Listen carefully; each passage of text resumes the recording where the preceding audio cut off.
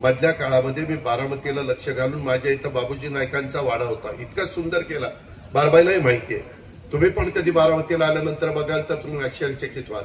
माझं म्हणणं नुसत्या बारामतीमध्ये करून चालणार नाही। जुन्नर वासियांनो, वकील लोकांनो आणि माझ्या पीडब्ल्यूडीच्या लोकांनो, ऑफिसर लोकांनो, तुम्ही मला सगळ्या ऑफिसरांना सांगायचं की तुम्ही चर्चा करा। ती चर्चा करून तुमच्या सगळ्यांच्या मनामध्ये असेल तर मी तुम्हाला सगळ्यांना अभिमान वाटेल अशा प्रकारचा हा सगळा परिसर त्या ठिकाणी करून देईल। निधीची कमतरता भासू देणार नाही। हेरिटेज वास्तू अशा पद्धतीने आपण उभी त्या ठिकाणी करू। मला शेवटी कामाची आवड आहे। हे लोकांच्या करता कामं केली पाहिजे। सत्ता आज असते उद्या नसते, सत्तेला हपापलेले आम्ही नाही आहोत, परंतु जोपर्यंत आपल्याला जनतेने संधी दिलेली आहे त्या संधीचं निश्चितपणे लोकांचे प्रश्न सोडवण्याच्या करता प्रयत्न झाला पाहिजे, अशा प्रकारची माझी भूमिका आहे।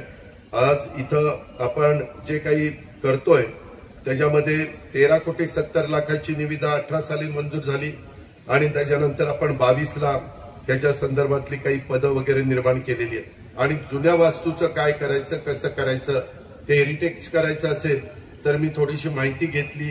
त्या जुन्या वास्तूचं इमारती म्हणजे पाया चांगला उत्तम आहे, परंतु इमारतीचं विटकाम आणि छत मात्र तकलादूत झालेलं आहे। 187 वर्षापूर्वीचं असल्यावर आपण तरी कशी अपेक्षा करायची ते चांगलं असेल।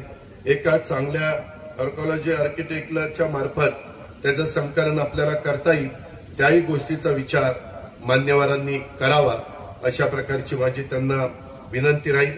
शेवटी तुमचे जसे आदेश असतील तशा प्रकारची कारवाई ही राज्य सरकारच्याकडनं, आमच्या विधी व न्याय खात्याच्याकडनं आणि आमच्या विधी व न्याय खात्याचे सचिव महोदय असतील, बाकीचा आमचा स्टाफ असेल, तो पण अतिशय ऍक्टिव्हपणे त्या ठिकाणी काम करत असतो। त्या पद्धतीनं पुढचं काम त्या बाबतीमध्ये केलं जाईल।